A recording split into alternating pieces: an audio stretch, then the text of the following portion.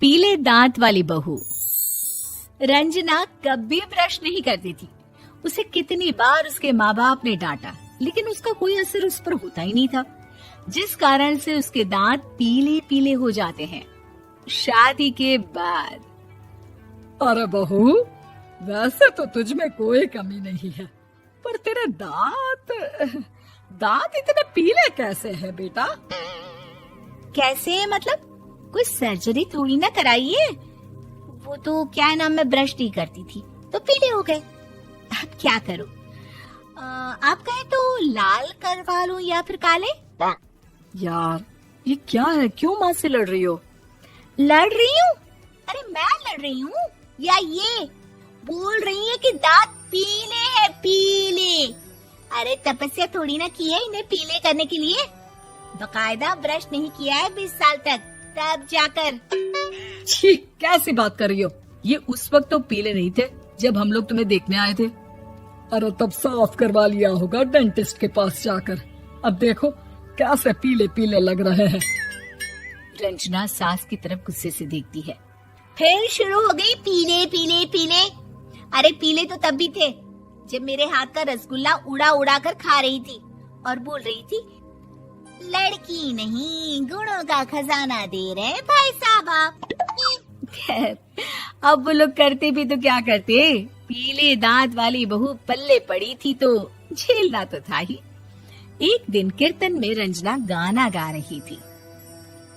अरे कमला बहन, माँ का द्वार है, यहाँ तो सब शुद्ध होकर आते हैं, फिर अपनी बहू को ब्रश भी नहीं करवाती तुम।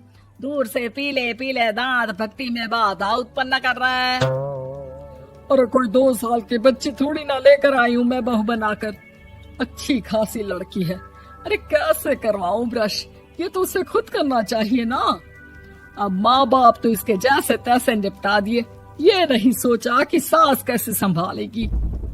सास बहू को लेकर घर आ जाती है, लेकिन सोच लेती है कि अब इसे लेकर कहीं नहीं जाएगी। अगले रोज बहू कहती है, अरे क्या हो गया, मंदिर नहीं जाना क्या? कीर्तन का वक्त हो रहा है।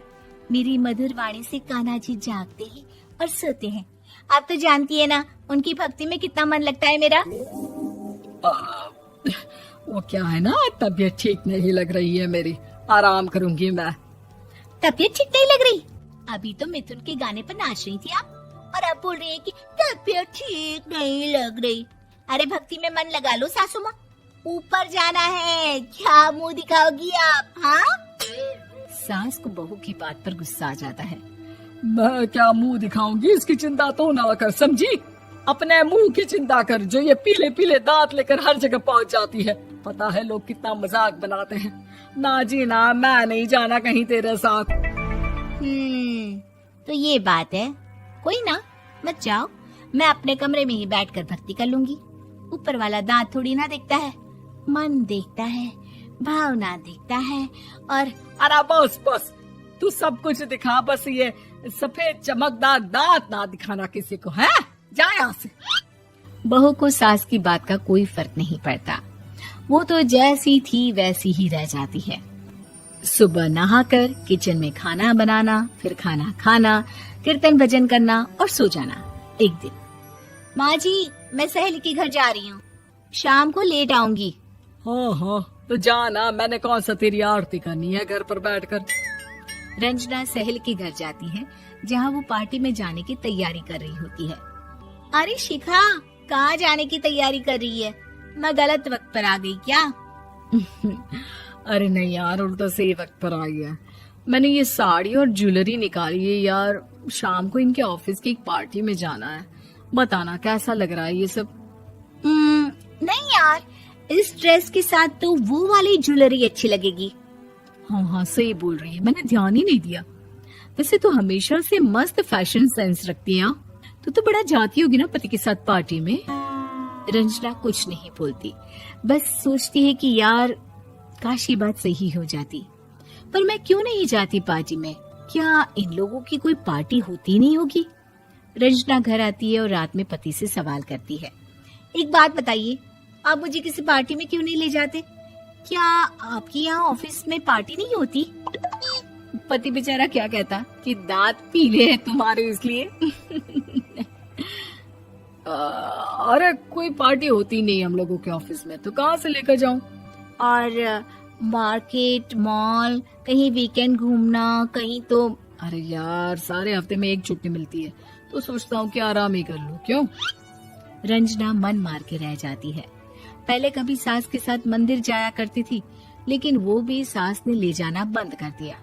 घर बैठी बैठी रंजना बोर हो जाती है। तभी उसे आइडिया आता है और वो मायके जाने का सोचती है। सासू माँ, 2 दिनों के लिए मम्मी के घर जा रही हूँ। अच्छा अच्छा ठीक है, आराम से जा। और हाँ, माँ से कुछ अच्छी आदत सीख कर आना कि कैसे शरीर के हर भाग की तरह दांतों की सफाई भी जरूरी होती है, समझी? शुरू हो गई ना आप।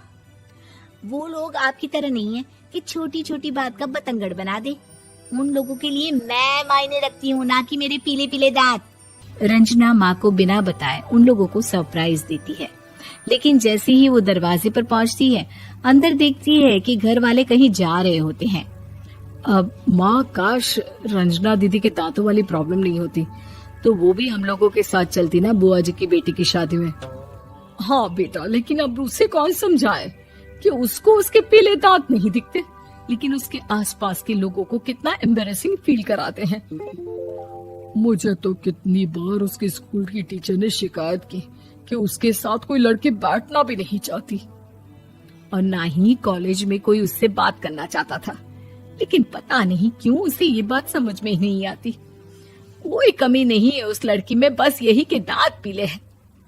वो तो भला हो जीजा जी और उनकी माँ का, जो दीदी को जैसी है वैसे ही रखा हुआ है। रंजना को अपने घर वालों की बात सुनकर बहुत दुख होता है। वो सोचती है कि वो क्या करे, लेकिन फिर वो सीधा डेंटिस्ट के पास जाती है, अपने दांत चमकाती है और कसम खाती है कि वो रोज ब्रश करेगी। अरे क्या हो गया? तुम तो 2 दिनों के लिए गई थी ना, पर कोई ना, अच्छा है, चलो आ गई तो। रंजना सास के सामने आकर खड़ी हो जाती है और पूरी स्माइल करती है, उसके चमकदार दांतों को दिखाती हुई। हैं? चले मंदिर। माँ, मुझे माफ कर दीजिए, मैंने आप लोगों को बहुत एम्बैरेसिंग फील करवाया। मैं आज से रोज ब्रश करूंगी।